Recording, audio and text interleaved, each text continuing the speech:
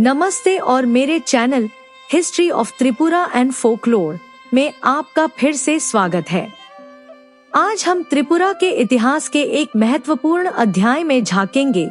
यह एक संघर्ष, विरोध और जनजातीय अधिकारों की लड़ाई की कहानी है। शुरुआती आंदोलनों से लेकर Tripura tribal areas autonomous district council (TTAADC) के गठन तक हम जानेंगे कि कैसे बहादुर नेताओं और समुदायों ने मिलकर त्रिपुरा का भविष्य बनाया। हम भारतीयों में से कितने लोग जानते हैं कि आज त्रिपुरा की 60% आबादी पूर्वी पाकिस्तान यानी आज के बांग्लादेश से आए शरणार्थियों की है। बंगाली बोलने वाले हिंदू और मुस्लिम लोग सदियों से त्रिपुरा में आकर बसते रहे हैं, हिंदू किसान के रूप में और कुछ मुस्लिम राजा की सेना में सैनिक के रूप में। लेकिन 1947 में भारत के विभाजन के बाद स्थिति बदल गई। पूर्वी पाकिस्तान में हुए सांप्रदायिक दंगों के कारण बड़ी संख्या में बंगाली हिंदुओं को त्रिपुरा में शरण लेनी पड़ी। 1971 के बांग्लादेश मुक्ति संग्राम के समय यह संकट चरम पर पहुंच गया, जब भारी हिंसा के कारण त्रिपुरा में बहुत बड़ी संख्या में शरणार्थी आ गए। लगभग 10 लाख से कम की जनजातीय आबादी के साथ मूल निवासी त्रिपुरी लोग जल्दी ही संख्या में कम हो गए। 1949 में भारत में विलय करके त्रिपुरा ने अपने भविष्य को सुरक्षित करने की कोशिश की, लेकिन उसके बाद जो लगातार प्रवासन हुआ उसे रोकना राज्य के लिए बहुत मुश्किल हो गया। त्रिपुरा में प्रारंभिक बांग्ला प्रवास का ऐतिहासिक संदर्भ। त्रिपुरा में बांग्ला प्रवास को पूरी तरह समझने के लिए हमें 400 साल पीछे 17वीं सदी की शुरुआत में जाना होगा। 1618 में मुगल सेनापति इब्राहिम खान फतेहजंग ने त्रिपुरा पर कब्जा कर लिया था। उन्होंने त्रिपुरा के महाराजा यशोधर माणिक्य को हराकर उन्हें निर्वासित कर दिया। हालांकि मुगलों ने त्रिपुरा पर जीत हासिल की, फिर भी उन्होंने माणिक्य राजाओं को समतल क्षेत्र जिसे चकला रोशनाबाद कहा जाता था पर जमींदारी अधिकार रखने की अनुमति दी, जबकि पहाड़ी त्रिपुरा एक स्वतंत्र राज्य बना रहा। जमींदार के रूप में त्रिपुरी राजाओं को मुगलों को पैसे और हाथियों के रूप में कर देना होता था। इसी प्रारंभिक समय में कुछ बांग्ला लोगों का त्रिपुरा में प्रवास शुरू हुआ, लेकिन उनकी संख्या बहुत कम थी। 1761 में बंगाल के नवाब मीर कासिम ने त्रिपुरा को कब्जे में लेने के लिए अंग्रेजों की मदद मांगी। उस समय त्रिपुरा पर कृष्ण माणिक्य शासन कर रहे थे, लेकिन मीर कासिम की अंग्रेजों से हार के बाद त्रिपुरा ने अपने समतल क्षेत्र अंग्रेजों के अधीन खो दिए। 1809 में अंग्रेजों ने चकला रोशनाबाद का जमींदारी अधिकार त्रिपुरा के राजा को लौटा दिया। 1839 तक पहाड़ी त्रिपुरा को आधिकारिक रूप से एक स्वतंत्र रियासत के रूप में मान्यता दी गई। ब्रिटिश शासन के दौरान त्रिपुरा के राजा को समतल और पहाड़ी दोनों क्षेत्रों पर पूर्ण प्रशासनिक अधिकार नहीं दिया गया। एक ब्रिटिश राजनीतिक एजेंट, जो अक्सर एक बंगाली अधिकारी होता था, को राज्य के मामलों की निगरानी के लिए नियुक्त किया गया। इन राजनीतिक व्यवस्थाओं के कारण त्रिपुरा में बंगाली बसने वालों, विशेष रूप से हिंदू बंगालियों का बड़ी संख्या में आगमन हुआ। राजा के सलाहकारों ने ब्रिटिश प्रभाव के कारण राज्य की आय बढ़ाने के लिए बंगाली किसानों और मजदूरों को भर्ती करने के लिए प्रोत्साहित किया। समय के साथ इससे जनसंख्या में बड़ा बदलाव आया। बंगाली जनसंख्या वृद्धि त्रिपुरा में। सर्वेक्षण डेटा स्पष्ट रूप से दर्शाता है कि 20वीं सदी की शुरुआत में त्रिपुरा में बंगाली हिंदू जनसंख्या में लगातार वृद्धि हुई। 1901 में जनसंख्या 43,894 थी, जो 1911 तक बढ़कर 81,663 हो गई। 1921 में यह बढ़कर 96,386 और 1931 में 1,14,383 हो गई। इस वृद्धि का कारण सिर्फ माणिक्य राजाओं और ब्रिटिश शासन के तहत ऐतिहासिक प्रवास ही नहीं था, बल्कि बंगाल और असम से रोजगार की तलाश में आने वाले प्रवासियों की भी महत्वपूर्ण भूमिका थी, जो स्वतंत्र त्रिपुरा में काम की तलाश में आए थे। त्रिपुरा मीडिया के एक हिस्से द्वारा, जो अक्सर त्रिपुरा के गहरे और जटिल इतिहास से अनजान होते हैं, इसे असभ्य जनजातियों की भूमि के रूप में गलत तरीके से प्रस्तुत किया जाता है। यह सोच इस तथ्य को नजरअंदाज करती है कि बांग्ला समुदाय के कई लोग 1947 से पहले ही त्रिपुरा में रोजगार और अवसर की तलाश में आए थे। वास्तविकता यह है कि इन समुदायों ने एक ऐसे भूमि में शरण और रोजगार पाया जिसकी अपनी समृद्ध सभ्यता, राजतंत्र और प्रशासनिक संरचना थी। विभाजन और सांप्रदायिक हिंसा का प्रभाव। हालांकि प्रारंभिक प्रवास की लहरें धीरे धीरे आईं और तत्काल त्रिपुरा के आदिवासी समाज के संतुलन को प्रभावित नहीं किया, स्थिति 20वीं सदी के मध्य में नाटकीय रूप से बदल गई। 1946 तक, जब ब्रिटिश भारत को धार्मिक आधार पर विभाजित करने की मांग तेज हुई, सांप्रदायिक तनाव बढ़ गए थे।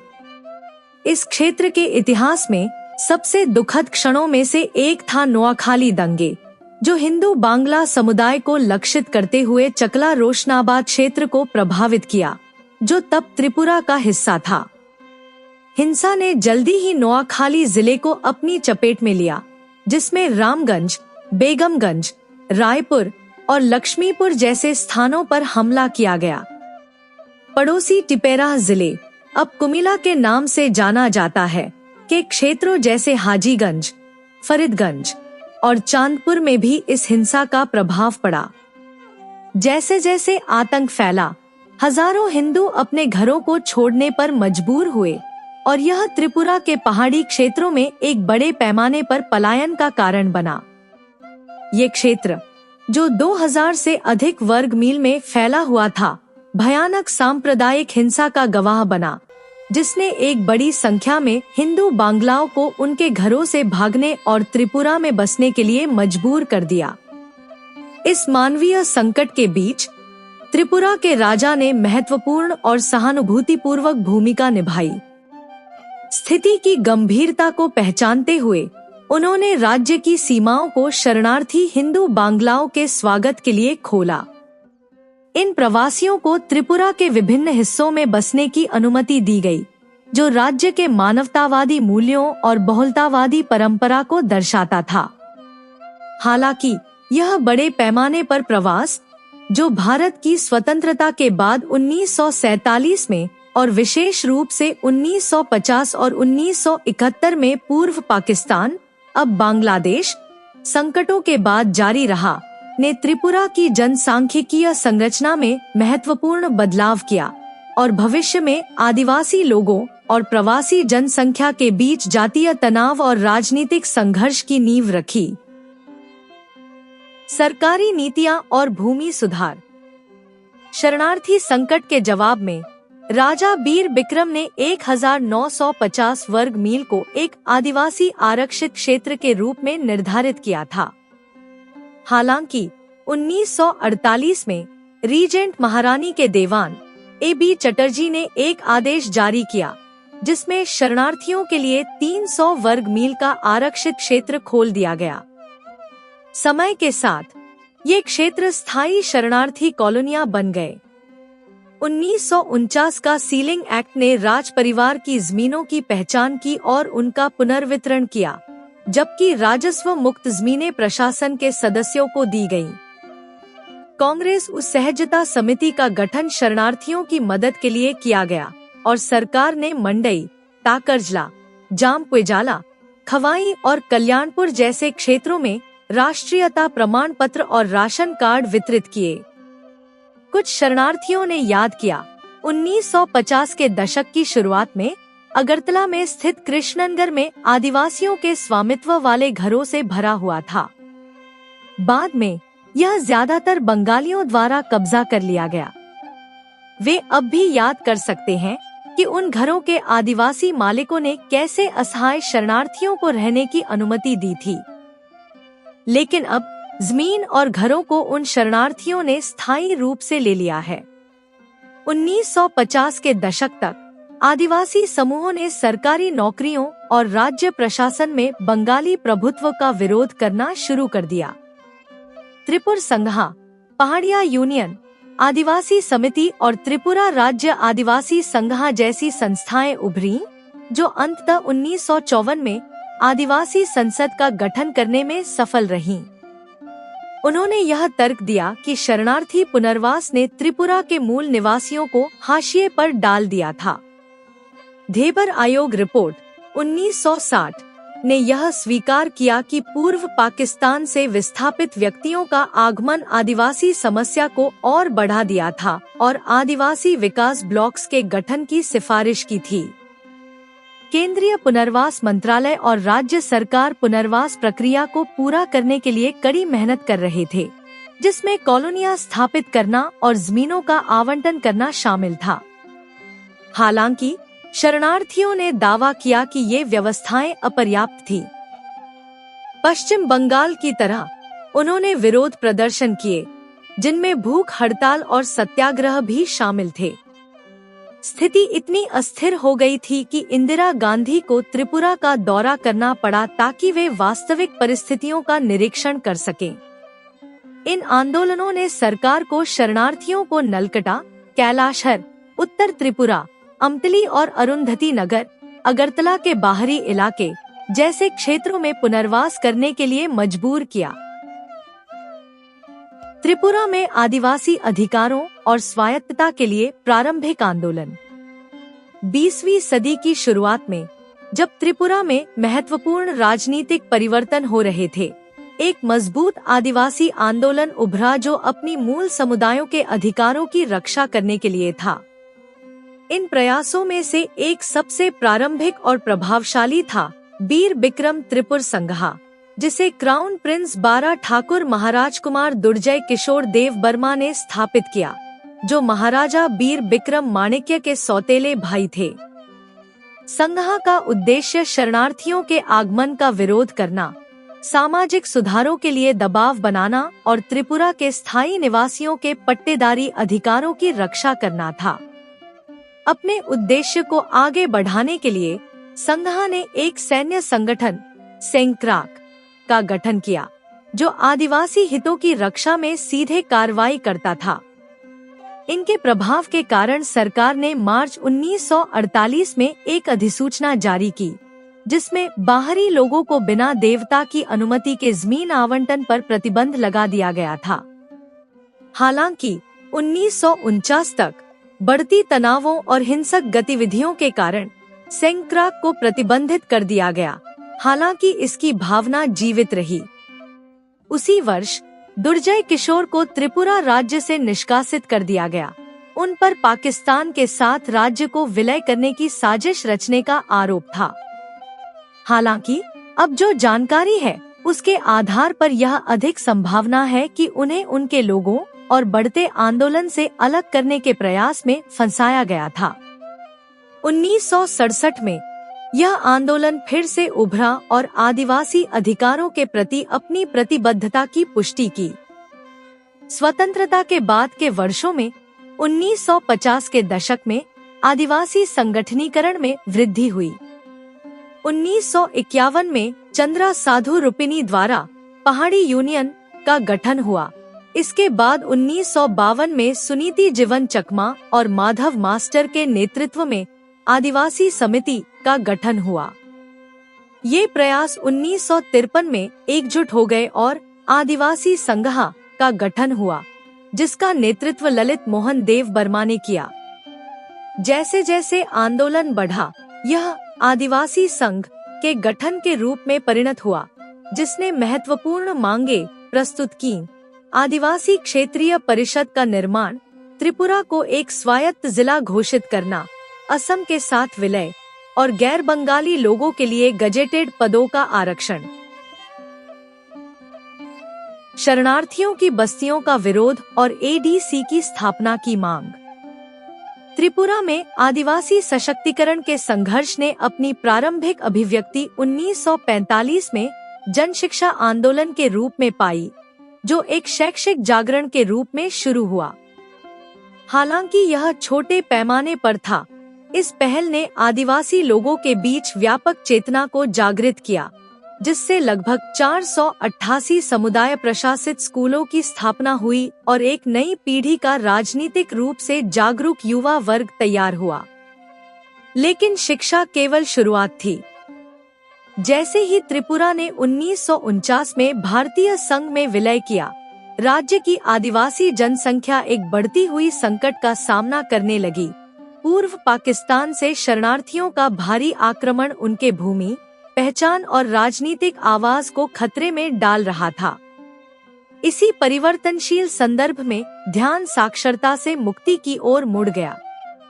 1948 में जनशिक्षा आंदोलन के नेताओं, जिनमें सुधनवा देबबर्मा, दशरथ देब और हेमंता देबबर्मा शामिल थे, ने आदिवासी अधिकारों और सामाजिक न्याय के लिए एक मजबूत मंच की आवश्यकता को पहचाना।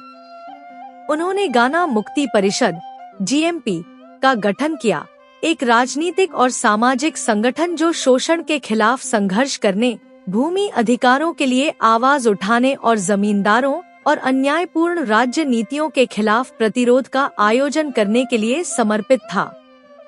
1949 में खवाई उपविभाग में मार्शल लॉ लागू किया गया।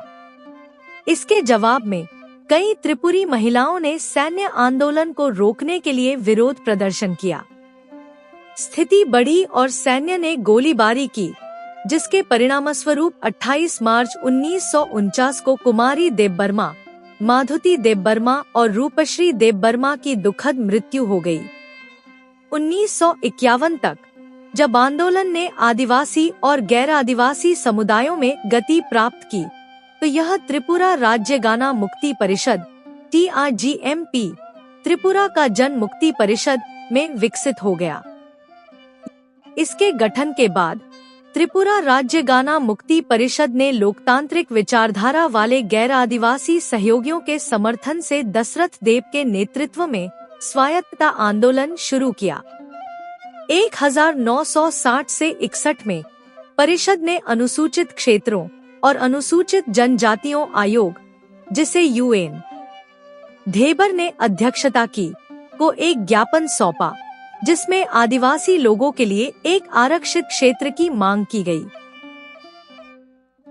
TUJS का उदय और त्रिपुरा में आदिवासी स्वायत्तता के लिए संघर्ष 1960 के दशक के अंत ने त्रिपुरा के राजनीतिक परिदृश्य में एक निर्णायक बदलाव को चिह्नित किया। आदिवासी स्वायत्तता और आदिवासी अधिकारों की मांग ने 1967 में त्रिपुरा उपजाति युवा समिति TUJS के गठन के साथ तीव्रता पकड़ी। यह युवा नेतृत्व वाली संगठन आदिवासी लोगों के गहरे और जटिल दुखों को व्यक्त करने के लिए एक प्रमुख मंच बनकर उभरी, जिनमें से कई ने बड़े पैमाने पर प्रवासन और राजनीतिक उपेक्षा के कारण जमीन की हानि, हाशियाकरण और सांस्कृतिक क्षरण का सामना किया था।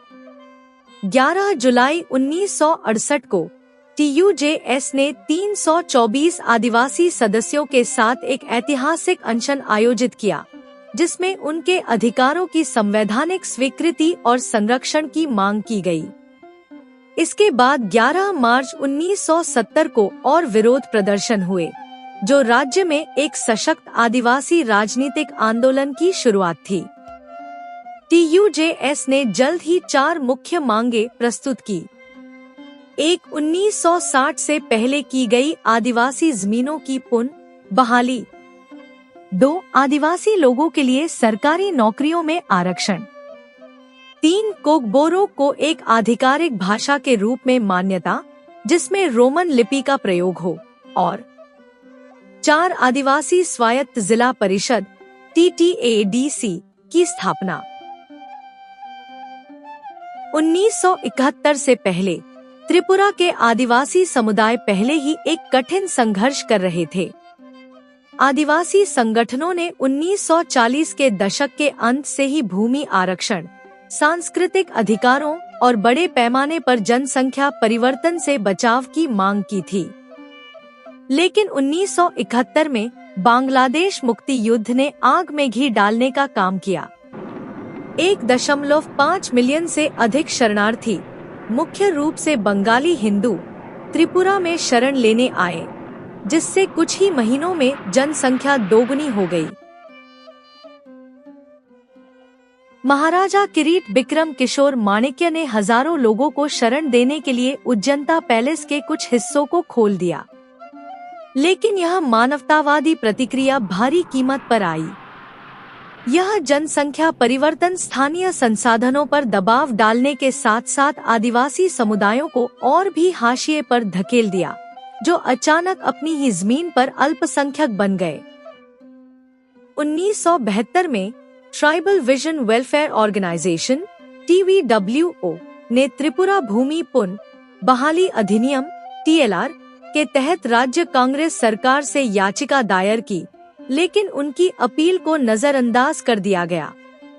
उन्होंने फरवरी 1973 में अपने प्रयासों को और बढ़ाते हुए भारत के प्रधानमंत्री, जिला अधिकारियों और शरणार्थी नेताओं को पत्र लिखा, लेकिन कोई प्रतिक्रिया नहीं मिली। 10 मई 1973 को TVWO के एक समूह ने, जिसका नेतृत्व बीर बिक्रम जमातिया ने किया, खमार बाड़ी में अवैध कब्जे के खिलाफ प्रदर्शन किया। उनका शांतिपूर्ण प्रदर्शन हिंसा का शिकार हो गया। बंगाली शरणार्थियों के एक दल ने उन पर हमला किया और अपनी जमीन पर खड़े रहने के बावजूद बीर बिक्रम जमातिया को बुरी तरह से मारा गया, जबकि कई अन्य घायल हो गए।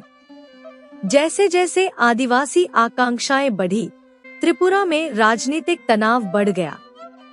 स्थिति तब उबाल पर पहुंच गई जब 28 फरवरी 1974 को त्रिपुरा सरकार ने आदिवासी रिजर्व क्षेत्र को समाप्त करने के लिए एक आदेश जारी किया, एक कदम जिसे आदिवासी सुरक्षा और जमीन के अधिकारों पर सीधा हमला माना गया। इसके जवाब में आदिवासी संगठनों ने अभूतपूर्व एकता का प्रदर्शन किया।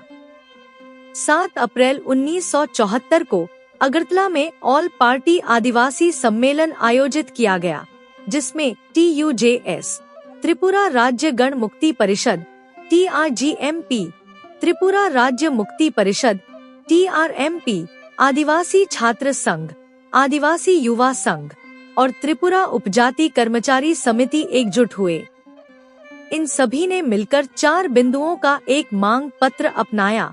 1960 से पहले की गई आदिवासी जमीनों की वापसी, कोकबोरोक की मान्यता और आधिकारिक उपयोग, प्राथमिक स्तर पर कोकबोरोक को माध्यम के रूप में शिक्षा में शामिल करना और ऑर्डिनेंस की वापसी और आदिवासी क्षेत्रीय परिषद ADC की स्थापना, ताकि आदिवासी क्षेत्रों की सुरक्षा की जा सके। जब 1978 में CPI-M नायक वाम मोर्चा त्रिपुरा में सत्ता में आया, तब आदिवासी स्वायत्तता की मांग में काफी बढ़ोतरी हुई। हालांकि इस स्वायत्तता की मांग के जवाब में अमरा बांगाली नामक एक सांप्रदायिक संगठन, जो गैर आदिवासियों का प्रतिनिधित्व करता था, ने बंगालियों की सुरक्षा के लिए एक काउंटर अभियान शुरू किया और ADC की स्थापना का विरोध किया।